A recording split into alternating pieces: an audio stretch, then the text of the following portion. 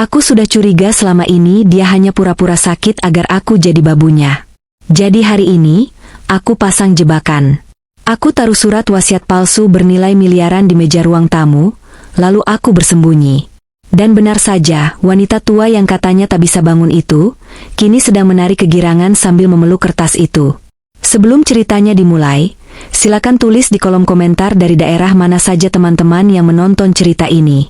Jangan lupa like dan subscribe agar channel ini bisa semakin berkembang dan bisa mempersembahkan cerita yang lebih menarik lagi.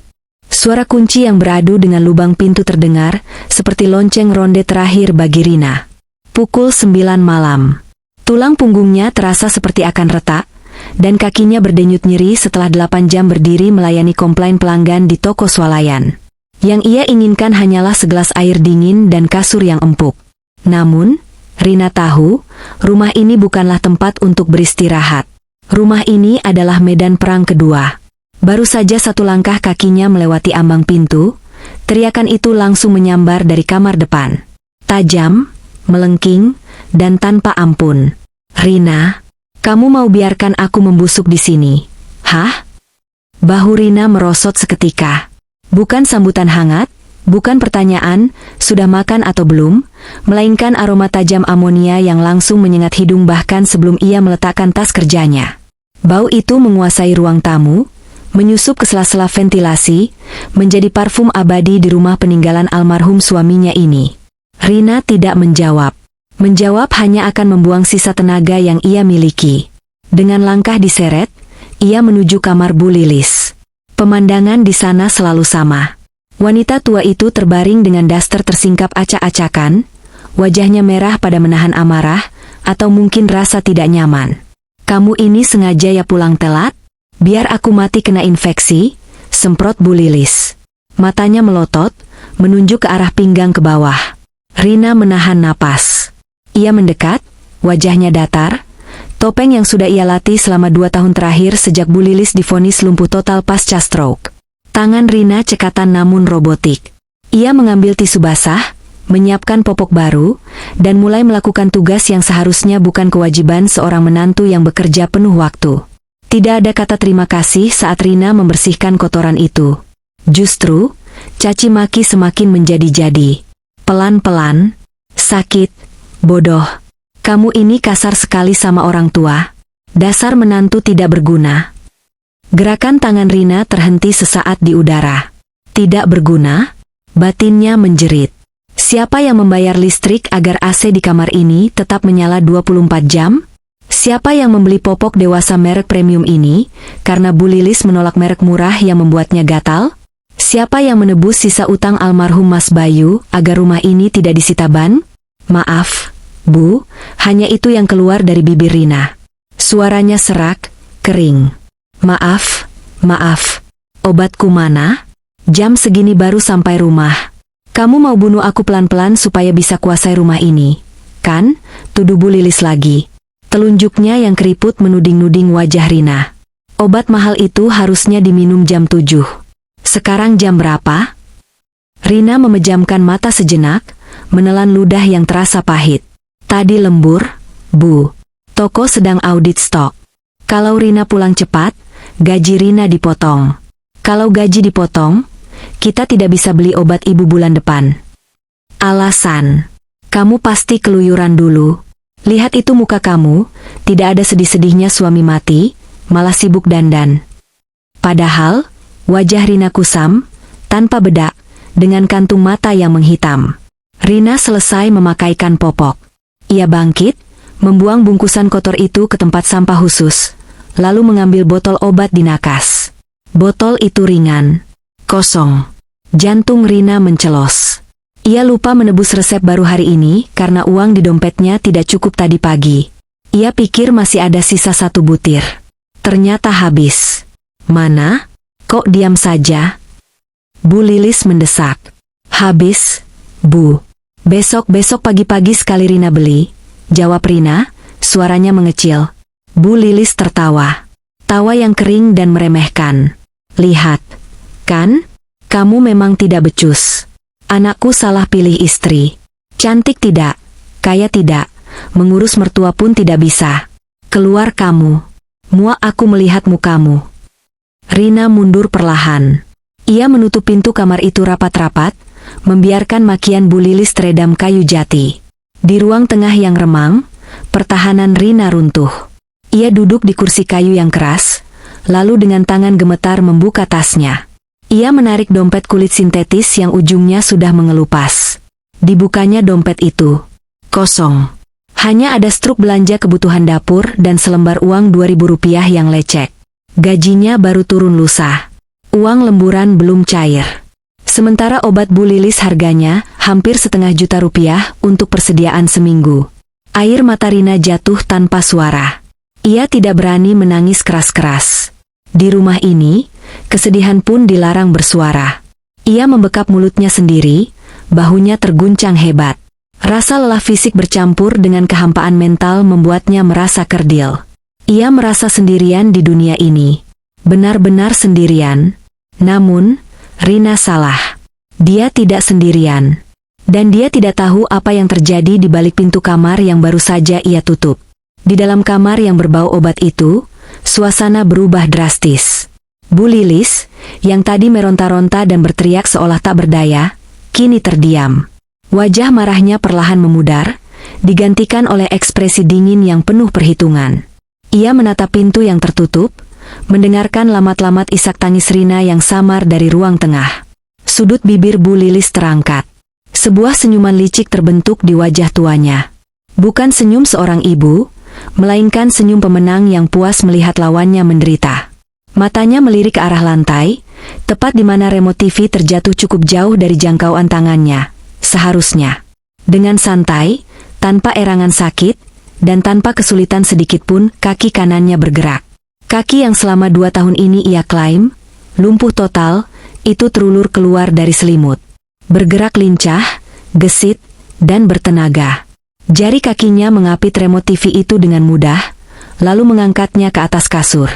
Ia menangkap remote itu dengan tangan, lalu kembali menyelonjorkan kakinya, menutupi kebohongan itu dengan selimut tebal. Dasar bodoh, gumam Bu Lilis pelan, sambil menyalakan TV dengan volume bisu. Ia menikmati penderitaan menantunya di luar sana, sementara kakinya yang sehat bergoyang-goyang santai di balik selimut. Drama malam ini sukses besar. Di tengah keremangan ruang tengah yang sunyi, isak tangis Rina perlahan mereda, namun dadanya masih sesak. Tatapannya kosong menatap langit-langit, namun pikirannya tidak berada di sana. Pikirannya terseret mundur, ditarik paksa oleh memori kelam 6 bulan lalu. Hari di mana neraka duniawinya dimulai. Hari di mana petaka itu datang. Ingatan itu begitu hidup, seolah baru terjadi kemarin sore. Saat itu, Rina sedang memasak makan malam ketika suara debuman keras terdengar dari kamar mandi, diikuti jeritan yang menyayat hati. Tolong, kakiku mati rasa. Kepanikan meledak. Rina dan Bayu, suaminya yang saat itu masih hidup, mendobrak pintu. Mereka menemukan Bu Lilis tergeletak di lantai basah, merintih dramatis. Wajah Bayu pucat pasi. Tanpa pikir panjang, mereka melarikan ibunya ke rumah sakit swasta terdekat, tempat praktik Dokter Sarah, teman arisan Bu Lilis. Di ruang periksa yang berbau antiseptik tajam itu, vonis dijatuhkan. Rina ingat betul bagaimana Dokter Sarah, wanita parubaya dengan kacamata berantai emas itu, keluar dari ruangan dengan wajah yang dibuat sesedih mungkin. Ia memegang bahu Bayu, menggeleng pelan. Saraf tulang belakangnya trauma berat. Bayu, ibu kamu, kemungkinan besar akan lumpuh total seumur hidup. Dia tidak akan bisa berjalan lagi. Dunia Bayu runtuh. Lelaki itu merosot ke lantai, menangis meraung-raung seperti anak kecil. Tapi Rina, entah mengapa, merasakan ada yang ganjil. Ia sempat menangkap lirikan mata Dokter Sarah ke arah pintu kamar rawat, sebuah lirikan yang terlalu tenang, terlalu datar untuk seseorang yang baru saja memvonis sahabatnya sendiri cacat permanen. Namun, kecurigaan itu tertimbun oleh kepanikan Bayu. Malam itu juga, drama kedua dimulai. Bayu menyeret Rina ke kafetaria rumah sakit. Matanya merah, napasnya memburu. Bukan karena sedih, tapi karena tuntutan. Kita butuh uang, Rin. Cepat, desak Bayu, mencengkeram tangan istrinya. Dokter Sarah bilang ada kasur terapi khusus dan kursi roda elektrik impor yang bisa bantu ibu biar nggak lecet badannya. Harganya 40 juta. Asuransi nggak nanggung alat itu. Rina ternganga. 40 juta? Mas, tabungan kita cuma ada 5 juta. Gaji Mas bulan ini sudah habis bayar cicilan mobil. Bayu menatap Rina tajam, lalu pandangannya jatuh ke leher Rina. Ke sebuah kalung emas putih dengan liontin berlian kecil yang berkilau di bawah lampu neon rumah sakit. Jual kalung itu, perintah Bayu dingin. Tangan Rina refleks menutupi lehernya. Jantungnya berdegup kencang. Enggak, Mas. Tolong jangan yang ini. Ini satu-satunya peninggalan almarhumah ibu. Mas tahu kan, ibu kasih ini sebelum meninggal? Ini nyawaku, Mas. Kamu lebih mentingin benda mati daripada nyawa ibuku? Bentak Bayu. Suaranya meninggi, membuat beberapa pengunjung kafetaria menoleh. Ibu lagi sekarat di dalam sana, lumpuh. Dan kamu pelit cuma gara-gara kalung rongsokan itu? Istri macam apa kamu? Air mata Rina tumpah. Rasa bersalah yang dimanipulasi itu menghujam dadanya. Bayu terus mendesak, menggunakan bakti anak sebagai senjata untuk melukai hati istrinya. Dengan tangan gemetar, Rina melepas kait kalung itu. Rasanya seperti melepas separuh jiwanya. Kalung itu terjual. Kursi roda elektrik dan kasur mahal itu terbeli. Rina ingat, 2 hari setelah kejadian itu, saat ia sedang berjaga malam di rumah sakit menggantikan Bayu yang kelelahan. Jam menunjukkan pukul 2 pagi. Lorong rumah sakit sunyi senyap. Rina berjalan pelan kembali dari toilet menuju kamar VIP tempat mertuanya dirawat. Pintu kamar itu sedikit terbuka. Cahaya lampu tidur menyelinap keluar. Rina hendak mendorong pintu, tapi langkahnya terhenti saat mendengar suara tawa tertahan. Itu suara Bu Lilis. Tenang saja, Jeng Sarah. Suara Bu Lilis terdengar jernih, tanpa nada kesakitan sedikit pun. Ia sedang menelepon. Aktingku mulus, kan? Si Bayu itu gampang dibodohi. Dia sampai bentak-bentak istrinya buat beli kursi roda ini. Empuk banget, loh. Jantung Rina berhenti berdetak sesaat. Ia menahan napas, menempelkan telinganya lebih dekat ke celah pintu. Iya, biarin aja dibilang lumpuh. Lanjut Bu Lilis dengan nada licik yang membuat darah Rina mendidih. Selama aku lumpuh, si Rina nggak bakal berani minta cerai dari anakku. Dia bakal terjebak jadi babuku selamanya karena rasa bersalah. Lagian, kalau aku sehat, aku harus masak sendiri. Enakan begini, disuapin, dimandiin. Hening sejenak. Lalu tawa kecil terdengar lagi. Pokoknya bagianmu aman, Jeng. Nanti kalau si Rina gajian lagi, kita atur biaya terapi tambahan buat kamu. Tubuh Rina mematung. Kakinya lemas seperti jeli. Apa yang baru saja ia dengar? Apakah ia berhalusinasi karena terlalu lelah bekerja dan kurang tidur? Rina ingin mendobrak pintu itu. Ia ingin berteriak. Tapi keberaniannya ciut saat membayangkan wajah Bayu yang pasti tidak akan percaya padanya. Bayu akan lebih percaya ibunya yang lumpuh malang daripada istri yang dianggap pelit. Saat itu, Rina memilih mundur. Ia kembali ke kursi tunggu di lorong, meringkuk, dan meyakinkan dirinya sendiri bahwa ia salah dengar. Bahwa itu hanya mimpi buruk akibat stres. Namun malam ini, di ruang tengah yang gelap, saat Rina menatap dompetnya yang kosong dan mengingat kembali kakinya yang sakit berlari ke sana kemari demi obat mertuanya, keraguan itu perlahan sirna. Potongan-potongan puzzle itu mulai menyatu. Senyum sinis Bu Lilis tadi sore. Remote TV yang berpindah tempat. Dan percakapan telepon 6 bulan lalu. Rina menyeka air matanya dengan kasar. Tatapannya yang tadi sendu, kini berubah. Ada kilatan baru di sana. Kilatan amarah yang dingin. Aku tidak salah dengar, bisik Rina pada kegelapan. Suaranya serak, namun penuh keyakinan yang mengerikan. Malam itu, aku tidak salah dengar. Kamu tidak lumpuh, Bu. Kamu penipu. Dan jika Bu Lilis sedang bermain drama, maka sudah saatnya Rina ikut naik ke atas panggung. Bukan sebagai penonton, tapi sebagai sutradara yang akan mengakhiri sandiwara ini. Pagi itu, langit Jakarta masih menangis. Udara di dalam rumah terasa lembab dan berat, Seakan sisa-sisa amarah semalam belum sepenuhnya menguap. Di dapur yang sempit, Rina mengaduk bubur di atas kompor dengan tatapan kosong. Pikirannya masih berkecamuk, terombang-ambing antara keraguan dan keyakinan tentang kebohongan mertuanya. Namun, rutinitas perbudakan ini tak kenal libur. Bubur harus halus, air minum harus hangat kuku, atau teriakan, menantu durhaka, akan kembali menggema memecahkan gendang telinga. Ting-tong. Bunyi bel rumah yang jarang terdengar itu menyentak lamunan Rina. Ia mematikan kompor, menyeka tangan basahnya ke daster yang sudah pudar warnanya, lalu melangkah gontai menuju pintu depan. Siapa yang bertamu di pagi buta begini?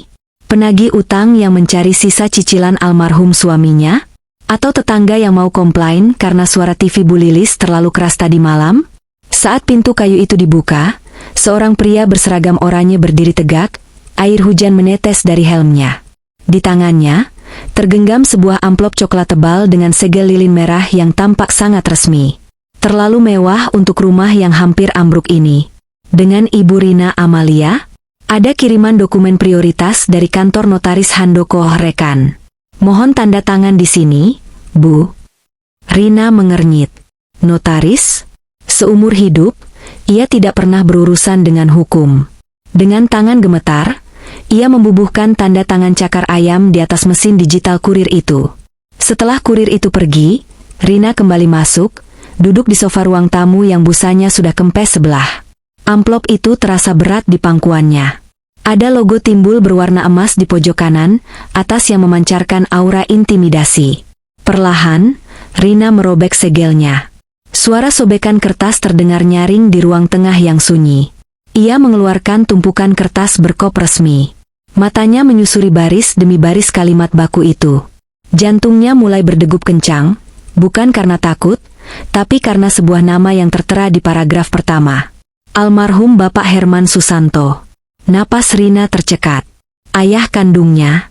Sosok yang hilang dari hidupnya sejak ia berumur 10 tahun, tepat setelah perceraian yang buruk dengan ibunya. Rina mengira pria itu sudah lupa padanya. Rina mengira pria itu sudah bahagia dengan keluarga barunya di seberang pulau, dan tak peduli lagi, apakah anaknya masih hidup atau mati. Ternyata, seminggu yang lalu, pria itu menghembuskan napas terakhir karena serangan jantung di Surabaya. Air mata menetes di pipi Rina, jatuh membasahi kertas mahal itu. Rasa kehilangan yang aneh menyeruak. Ia sedih, tapi juga merasa asing. Ada lubang di hatinya yang berdenyut nyeri.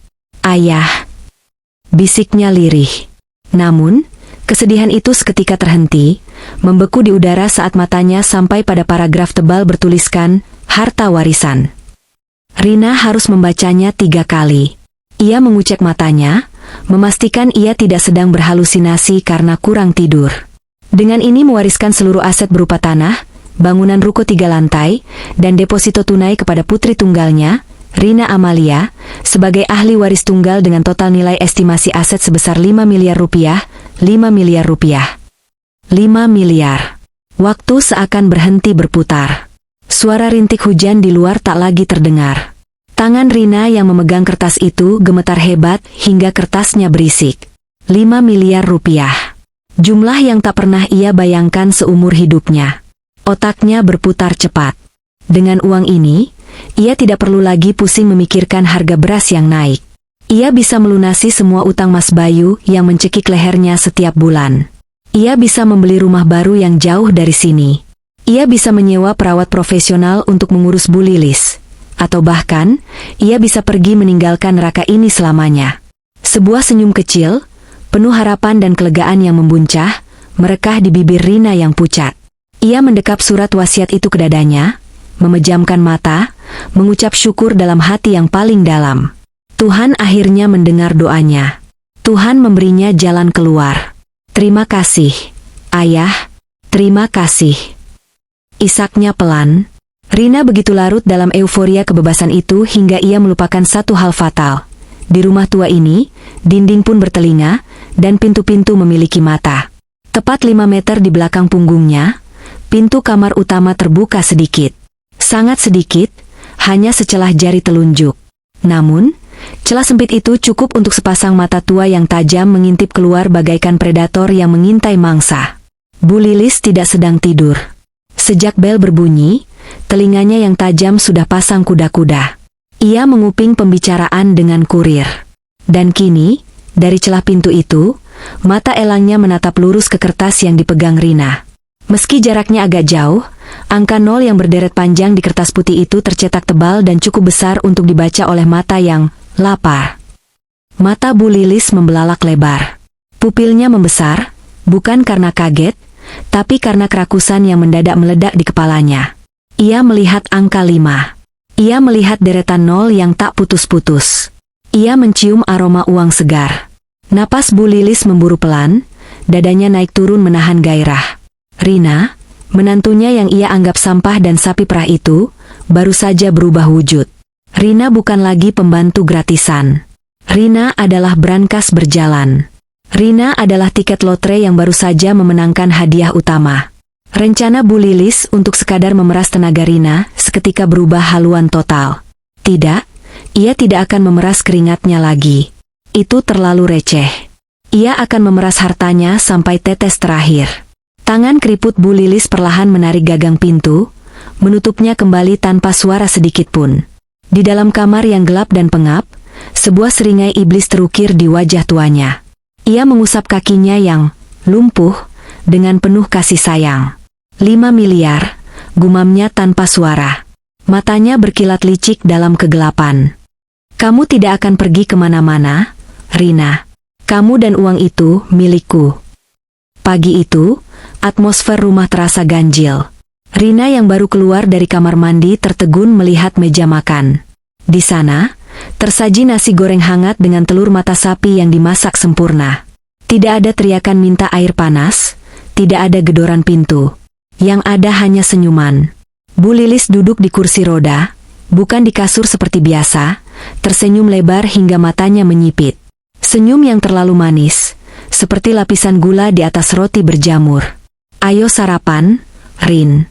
Kamu pasti capek kerja banting tulang sendirian, sapa Bu Lilis lembut. Nadanya penuh kasih sayang. Seolah makian, menantu tak berguna, tadi malam tidak pernah terjadi. Maafkan ibu ya, selama ini ibu rewel. Ibu sadar, cuma kamu yang ibu punya. Rina mematung. Bulu kuduknya meremang. Perubahan sikap 180 derajat dalam semalam ini sungguh tidak masuk akal. Rina menatap wajah tua itu, mencari ketulusan, tapi yang ia temukan hanya kilatan mata yang gelisah melirik ke arah tas kerja Rina. Tas yang berisi surat warisan. Ah, aku mengerti, batin Rina dingin. Dia tahu. Dia pasti mengintip surat itu. Rasa muak menjalar di dada Rina. Kebaikan mendadak ini bukan karena hidayah, tapi karena aroma uang 5 miliar. Mertuanya sedang memasang jaring, bersiap menjadi lintah darat yang akan menghisap warisan ayahnya sampai kering. Jika Rina diam saja, uang itu akan habis untuk membiayai gaya hidup si lumpuh ini. Baiklah, Bu. Kalau ibu mau bermain sandiwara, mari kita lihat siapa aktris terbaiknya, pikir Rina. Rina tidak menyentuh makanan itu. Ia justru mengambil ponselnya, menekan tombol panggil sembarang, lalu mengaktifkan mode loudspeaker. Ia berjalan mondar-mandir di ruang tengah, memastikan suaranya memantul jelas ke telinga Bu Lilis. Halo? Oh, dengan Pak Handoko Notaris? Suara Rina dibuat berat dan serius. Ia melirik ekor matanya. Bu Lilis tampak menajamkan telinga, sendok di tangannya berhenti di udara. Iya, Pak. Saya sudah baca suratnya. Rina memberi jeda, berakting seolah mendengarkan penjelasan panjang. Tiba-tiba, ia membelalakan mata dan berteriak kaget. Apa? Hari ini? Jerit Rina panik. Maksud Bapak, uang warisan 5 miliar itu harus saya ambil tunai hari ini juga sebelum jam 12 siang? Kalau tidak hangus dan disita negara? Suasana hening seketika. Rina tahu, jantung Bu Lilis pasti sedang berhenti berdetak mendengar kata, hangus. Waduh, Pak, jangan sampai hangus dong. 5 miliar itu hak saya. Baik, baik. Saya akan segera ke kantor Bapak sekarang juga. Saya akan bawa koper besar untuk bawa uang tunainya. Rina mematikan sambungan telepon palsu itu dengan kasar. Ia menyambar tasnya, wajahnya diset di sepanik mungkin.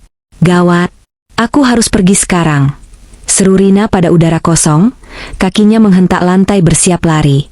Pancingan itu disambar seketika. Dari arah meja makan, terdengar suara kursi roda didorong kasar, lalu suara langkah kaki yang mantap. Ya, langkah kaki. Rina, tunggu. Suara Bu Lilis menggelegar. Bukan suara nenek sakit-sakitan, tapi suara serakah yang penuh tenaga. Rina menoleh pelan. Ia melihat Bu Lilis sudah berdiri tegak, lupa pada akting lumpuhnya karena panik uang itu akan melayang. Ibu ikut, seru Bu Lilis, matanya liar. Bahaya bawa uang segitu sendirian. Ibu harus temani kamu. Rina menyembunyikan senyum sinis di sudut bibirnya. Umpan telah dimakan. Topeng mertuanya sudah retak sepenuhnya. Rina tahu ini adalah pertaruhan terakhirnya. Panggung sandiwara telah ia siapkan dengan sempurna. Di atas meja makan yang taplaknya sedikit berdebu, sebuah kunci perak tua tergeletak mencolok. Itu hanyalah kunci gembok gudang bekas yang sudah dipoles.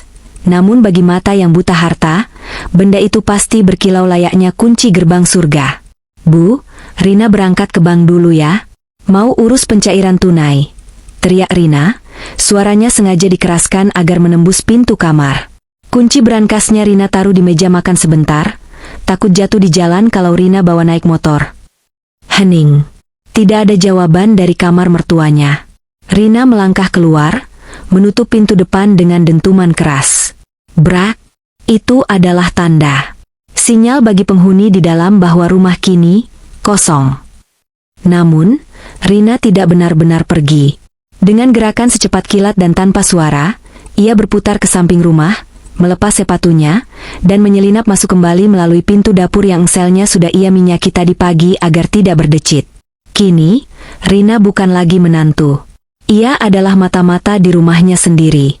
Ia bersembunyi di balik lemari pajangan tua di pembatas ruang tengah. Dari celah sempit di antara vas bunga plastik, ia mengintai. Jantungnya berdegup kencang menabrak rusuk, campuran antara adrenalin dan rasa muak yang mendalam. 1 menit berlalu. Hanya ada suara detak jam dinding yang terdengar menyiksa. 2 menit. Masih sepi.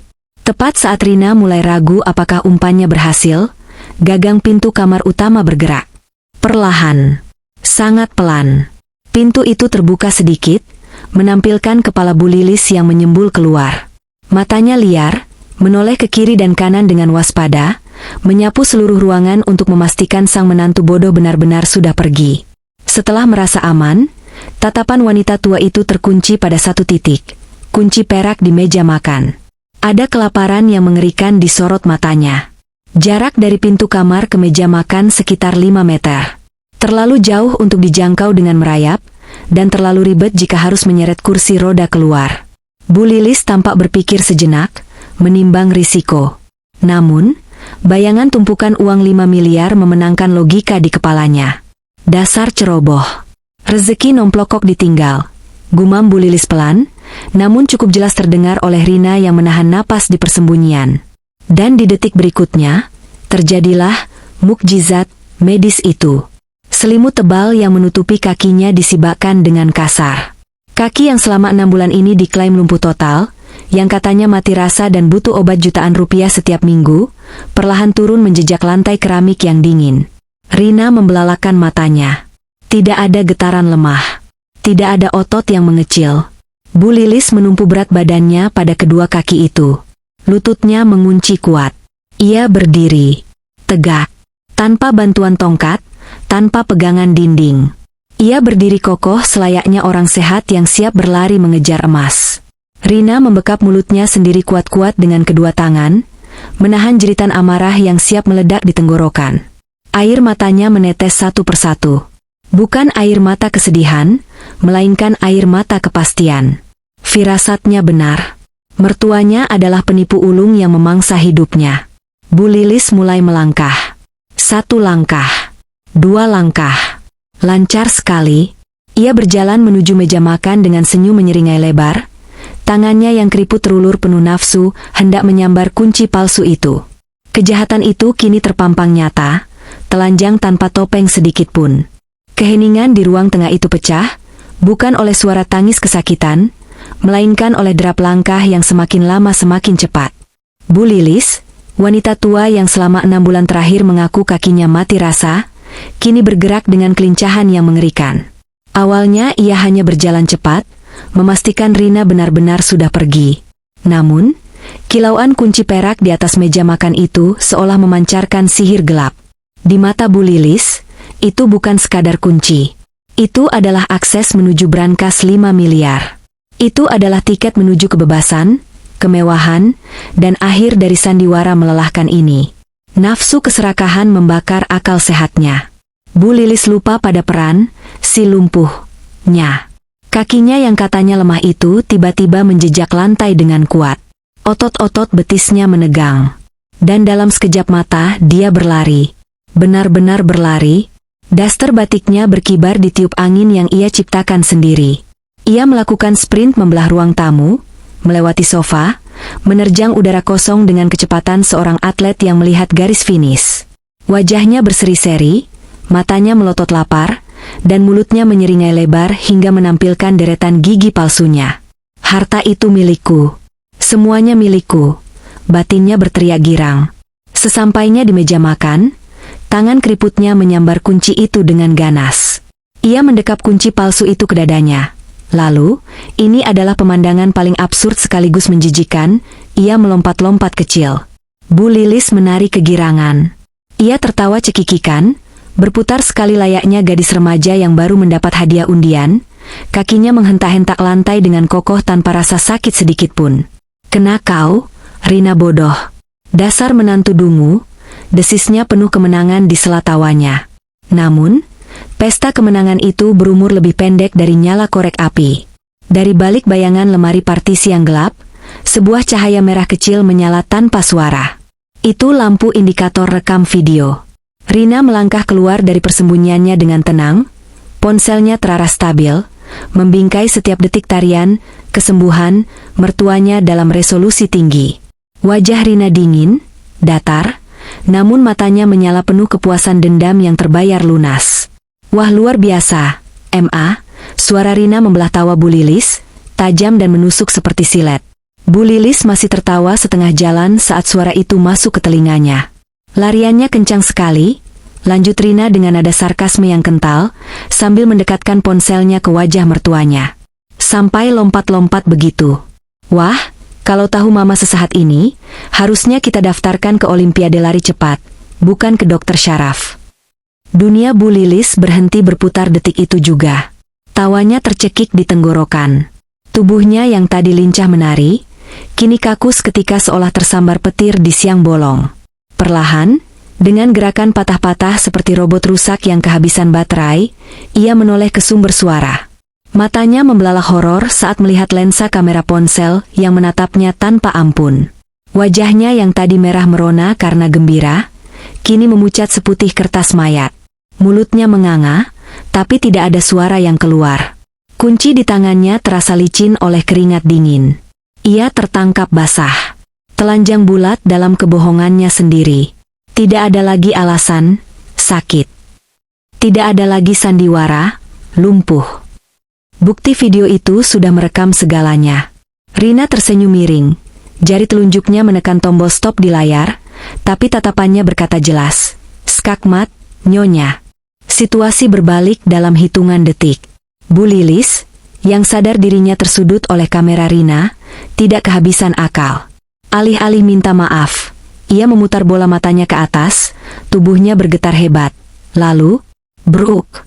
Ia menjatuhkan diri ke lantai keramik dengan sengaja, tepat di samping kursi rodanya yang kosong. Arg. Sakit. Tolong. Teriak Bu Lilis histeris, air matanya keluar secara instan. Ya Allah. Ini keajaiban. Kakiku tadi bergerak sendiri. Sarafku kaget saking bahagianya dengar Rina dapat rezeki. Pintu kamar mandi terbanting keras. Bayu menghambur keluar dengan handuk yang masih melilit pinggang. Wajahnya pucat pasi melihat ibunya terkapar di lantai sementara Rina berdiri tegak memegang ponsel. Mama. Bayu berlari, langsung bersimpuh memeluk ibunya. Ia menoleh ke Rina dengan mata nyalang. Rina, kamu apakan mama? Kenapa Mama sampai jatuh begini? Mas, sadar Mas. Rina menyodorkan layar ponselnya dengan tangan gemetar menahan amarah. Tadi Mama lari.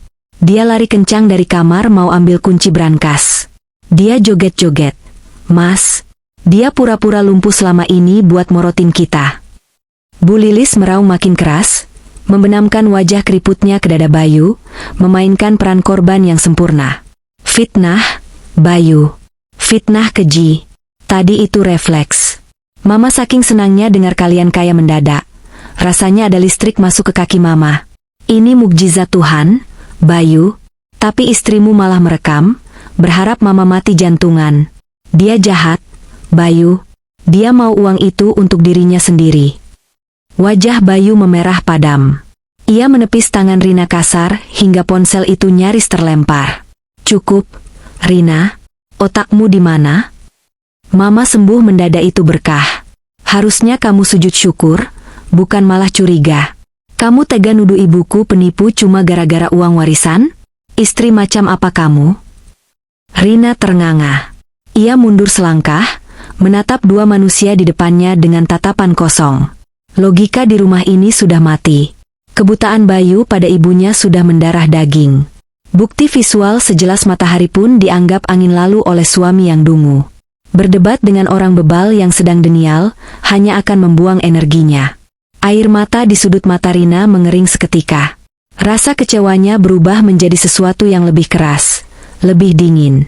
Rina perlahan menurunkan ponselnya. Ia mematikan rekaman video itu.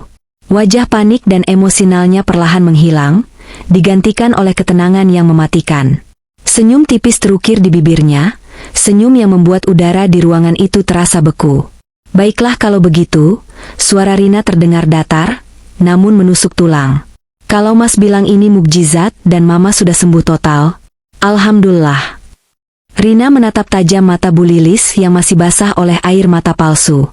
Berarti mulai detik ini, uang warisanku aman. Kita tidak butuh kursi roda elektrik, tidak butuh obat jutaan per minggu, dan aku tidak perlu bayar pembantu lagi. Hening. Isak tangis Bu Lilis terhenti mendadak. Kan Mama sudah sehat, bisa lari malah, lanjut Rina santai sambil memungut kunci brankas palsu di lantai. Berarti mulai besok, Mama bisa nyuci, masak, dan ngepel sendiri. Mas Bayu juga nggak perlu minta uang gajiku lagi buat beli popok. Selamat ya, Mas. Ibumu sudah sembuh. Rina berbalik badan, melangkah pergi menuju kamarnya dengan langkah ringan. Ia meninggalkan Bayu yang melongo bingung dan Bu Lilis yang wajahnya pucat pasi karena sadar, ia baru saja menggali kuburannya sendiri. Malam semakin larut, menyelimuti rumah itu dengan kebisuan yang palsu dan mencekam. Di dalam kamar utama yang sempit dan pengap, Rina duduk di tepi kasur, melipat pakaian dengan gerakan mekanis. Pikirannya masih kacau balau, namun ia berusaha tetap tenang. Di belakangnya, Bayu, suaminya yang tadi siang membentaknya di depan ibunya, kini bersikap manis luar biasa. Perubahan sikap yang terlalu drastis ini justru membuat perut Rina mual. Bayu duduk mendekat, aroma rokok murah menguar dari napasnya. Tangan kekarnya memijat bahu Rina pelan, senyumnya merekah lebar, namun matanya tidak bisa berbohong, ada kilatan ketamakan yang terpancar jelas di sana. Tatapan itu bukan tatapan cinta, melainkan tatapan seorang pedagang yang melihat barang dagangan mahal. Sayang, capek ya? Tanya Bayu lembut, suaranya dibuat serak-serak basah penuh perhatian palsu. Aku tadi kepikiran terus soal uang 5 miliar itu. Kamu kan gak biasa pegang uang besar, Rin? Bahaya loh. Banyak penipuan, pajaknya juga ribet. Gimana kalau besok pagi-pagi kita ke bank? Kita bikin rekening bersama, atau lebih bagus lagi kamu transfer ke rekeningku dulu? Biar aku yang kelola investasinya. Aku kan kepala rumah tangga, imam kamu. Tugasku mengamankan harta keluarga biar berkah.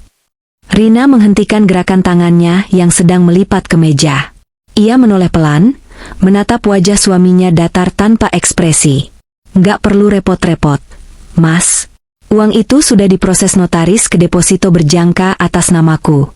Tidak bisa diambil sembarangan, bahkan oleh suami sendiri.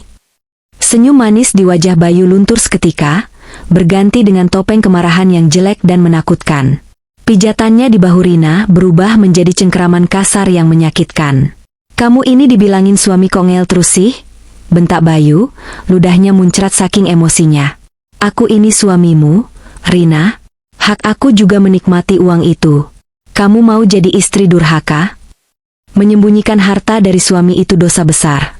Tahu nggak? Neraka tempatmu nanti. Dasar istri pelit. Punya uang segunung tapi suami dan mertua dibiarkan melarat begini.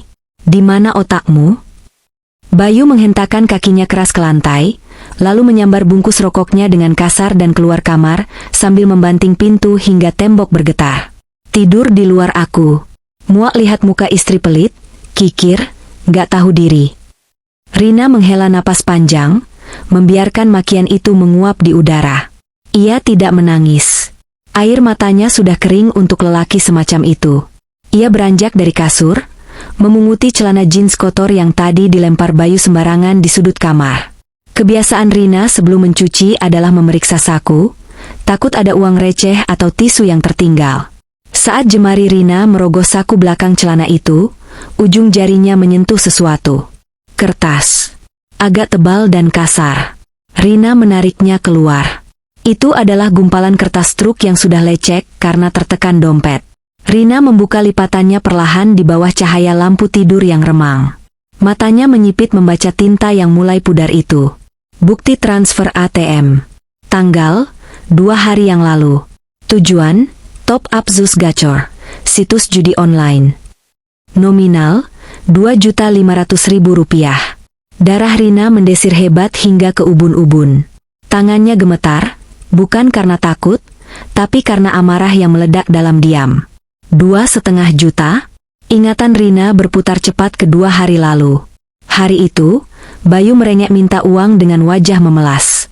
Katanya untuk membayar tunggakan listrik yang sudah diberi surat peringatan putus, dan sisanya untuk beli susu kalsium mahal buat Bu Lilis.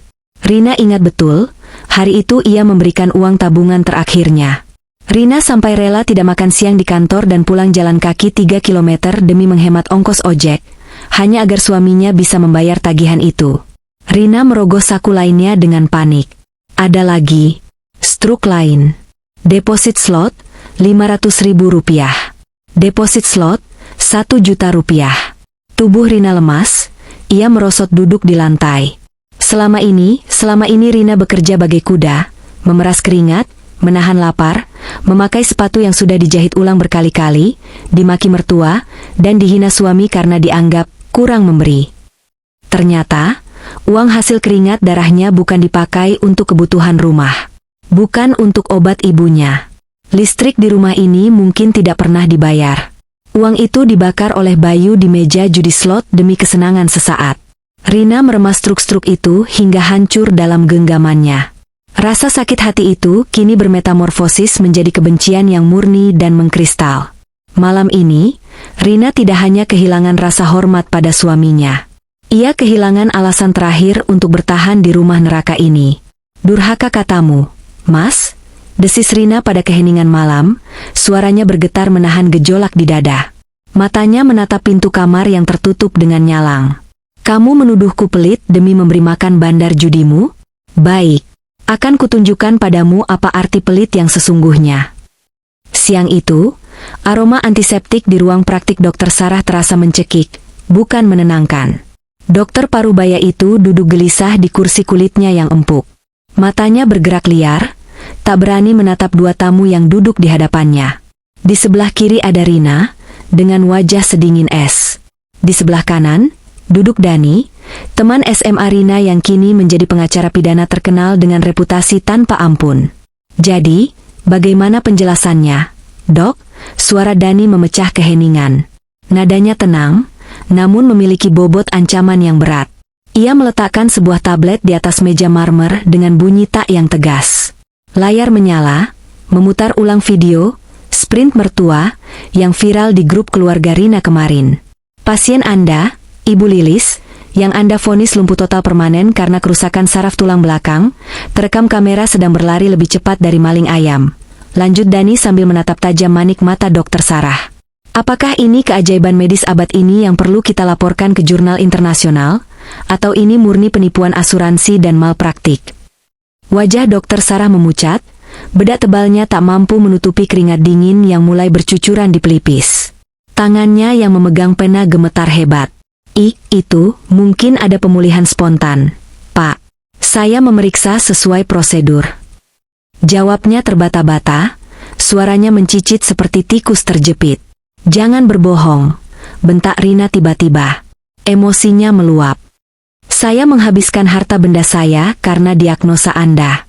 Suami saya memaksa saya jual perhiasan ibu saya demi rekomendasi alat medis mahal dari Anda. Kalau saya lapor ke Dewan Kehormatan Kedokteran dan bawa kasus ini ke polisi dengan pasal penipuan, izin praktik dokter akan dicabut selamanya. Dokter mau pensiun di penjara?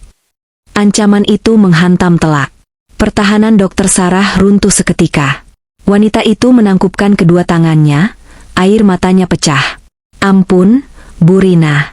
Tolong jangan lapor polisi. Isaknya histeris. Saya hilaf. Saya dipaksa. Bu Lilis yang minta. Dia datang 6 bulan lalu. Dia bilang dia mau pura-pura sakit supaya ibu tidak minta cerai dari anaknya. Dia bilang ibu mau tinggalkan mereka. Saya kasihan dan dia memberi saya 5 juta rupiah untuk buat surat palsu itu. Rina tersenyum miring. Ponsel di saku kemejanya sudah merekam setiap detik pengakuan memalukan itu sejak awal. 5 juta, gumam Rina getir. Harga kehancuran hidup saya cuma seharga 5 juta bagi kalian. Saya bersedia jadi saksi, Bu. Asal jangan penjarakan saya. Mohon Dokter Sarah, harga dirinya sudah rata dengan tanah. Rina berdiri, menatap dokter itu dengan pandangan jijik. Simpan air mata itu buat nanti, Dok. Saat saya butuh kesaksian Anda, saya akan panggil. Tapi ingat, satu langkah salah, rekaman ini bocor ke media. Rina keluar dari ruangan itu dengan langkah ringan. Beban di pundaknya terangkat setengah. Kini, ia memegang leher mereka semua. Mertua penipu, suami penjudi, dan dokter korup. Sore harinya, Rina pulang ke rumah dengan aura yang berbeda. Tidak ada lagi Rina yang murung. Ia masuk ruang tengah tempat Bayu dan Bu Lilis sedang menonton TV, dengan Bu Lilis yang kembali pura-pura duduk lemas di kursi roda. Assalamualaikum, sapa Rina ceria, terlalu ceria. Bayu menoleh curiga. Tumben salam. Habis dari mana kamu? Uang warisannya sudah diurus? Rina tersenyum lebar, senyum yang manis namun menyimpan bisa mematikan. Ia duduk di antara mereka, menepuk lutut Bu Lilis dengan kasih sayang.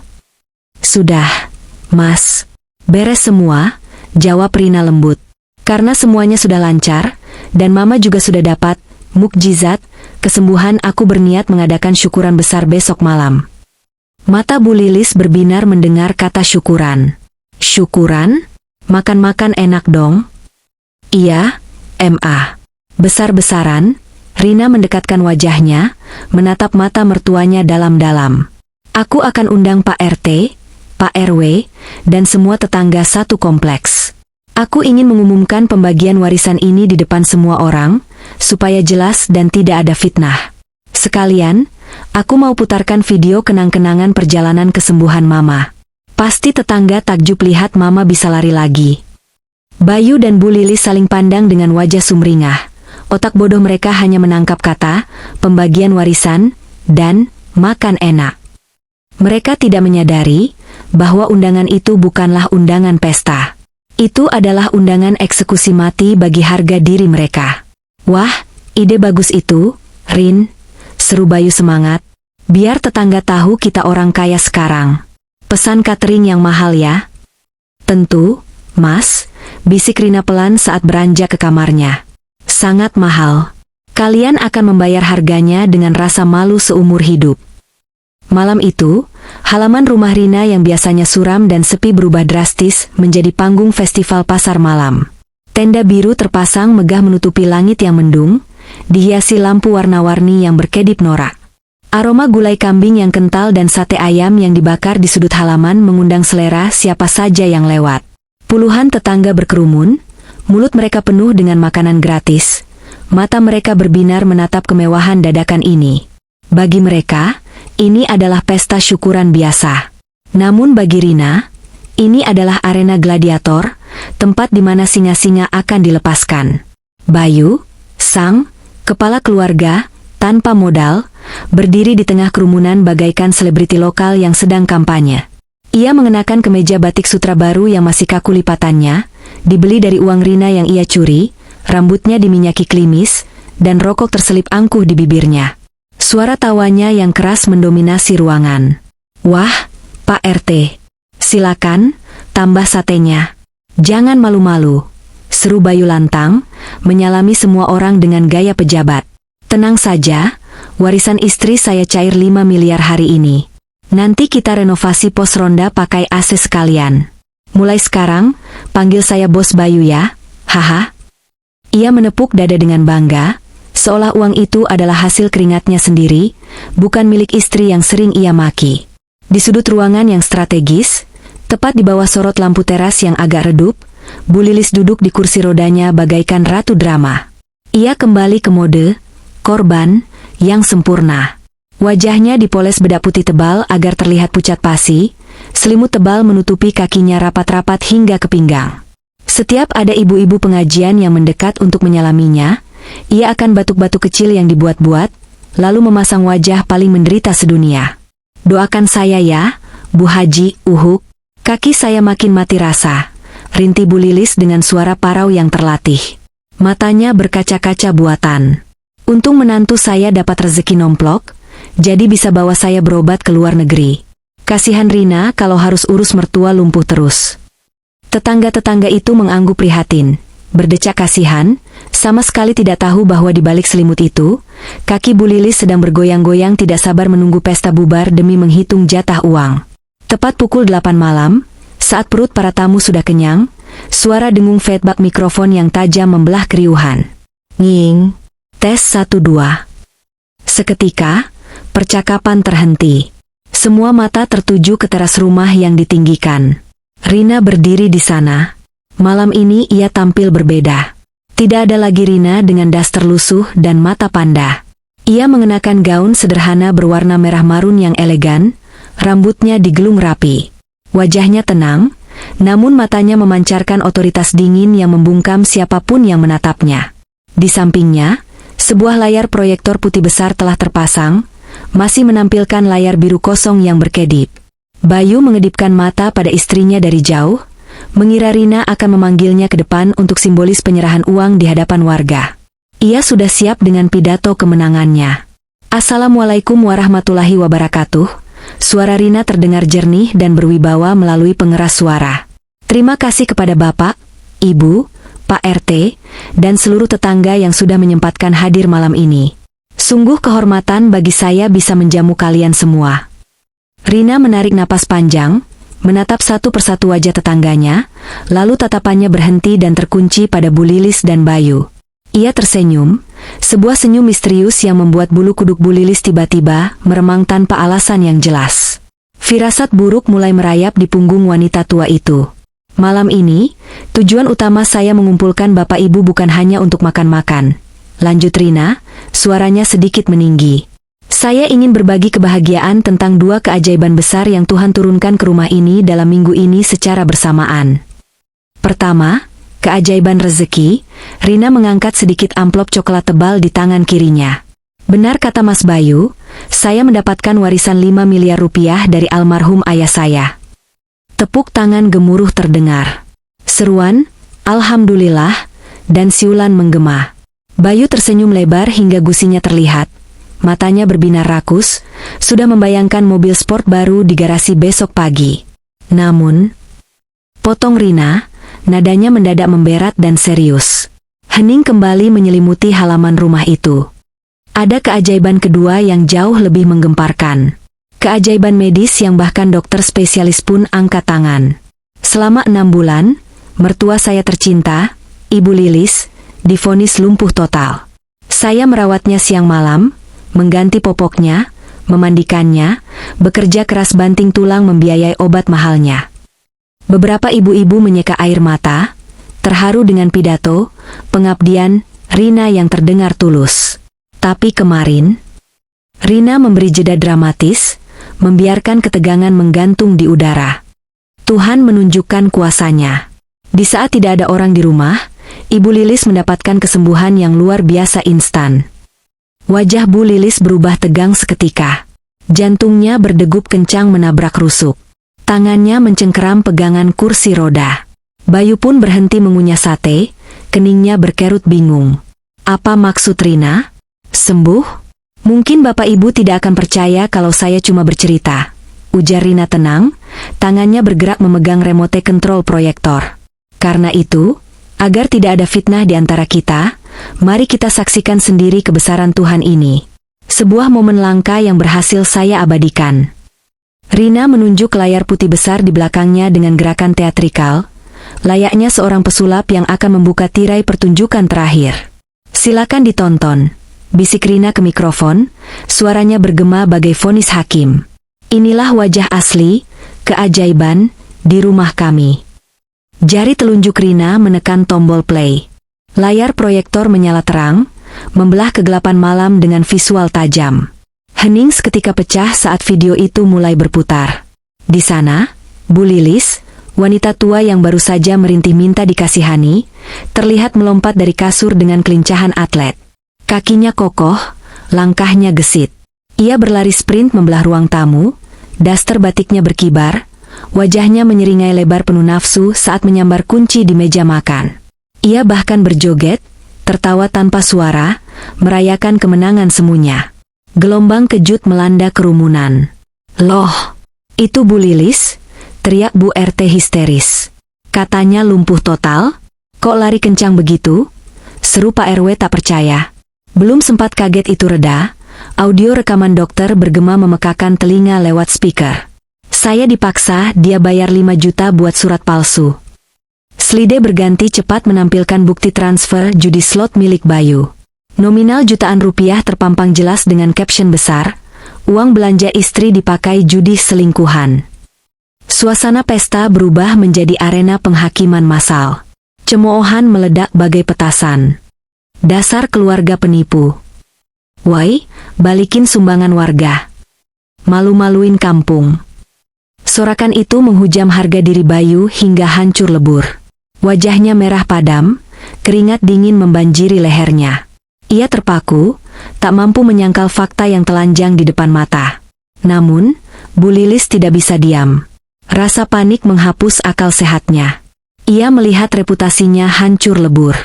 Insting bertahan hidupnya mengambil alih secara fatal. Matikan. Itu bohong. Matikan, jerit Bu Lilis histeris. Tanpa sadar, ia menendang selimut tebal di kakinya. Ia bangkit dari kursi roda dengan enteng. Ia berdiri tegak, lalu berlari kecil menuju layar proyektor, tangannya menggapai-gapai udara hendak menutup lensa kamera. Seketika, waktu seolah berhenti. Ratusan pasang mata menatap horor ke arah panggung. Mereka melihat dengan mata kepala sendiri, si lumpuh sedang berdiri gagah. Bu Lilis membeku di tengah langkahnya. Ia baru sadar kakinya menapak tanah dengan kuat. Wajahnya memucat seputih mayat. Ia mencoba menekuk lututnya, berusaha jatuh lagi, tapi terlambat. Topengnya sudah hancur berkeping-keping.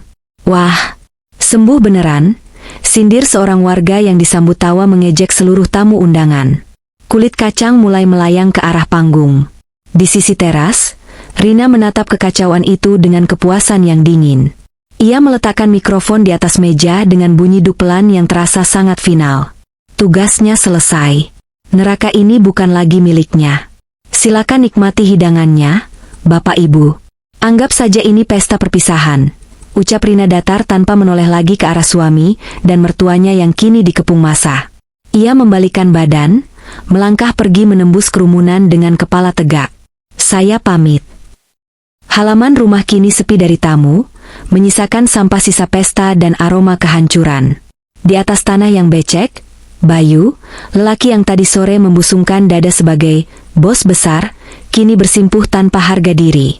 Tangannya memeluk erat kaki Rina, air mata dan ingus bercampur di wajahnya yang menyedihkan. Rina, tolong, jangan tinggalkan Mas.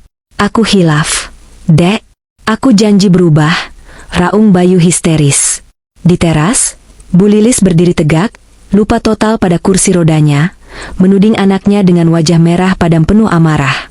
Dasar anak tolol, gara-gara kamu main judi, rencana mama berantakan. Kamu yang bikin kita hancur. Rina menatap pertengkaran dua parasit itu dengan tatapan kosong. Tidak ada lagi rasa iba. Dengan gerakan tenang, ia melepaskan cengkeraman tangan Bayu dari kakinya, lalu mengeluarkan amplop putih tebal dari tas tangannya. Ia melempar amplop itu tepat ke dada Bayu.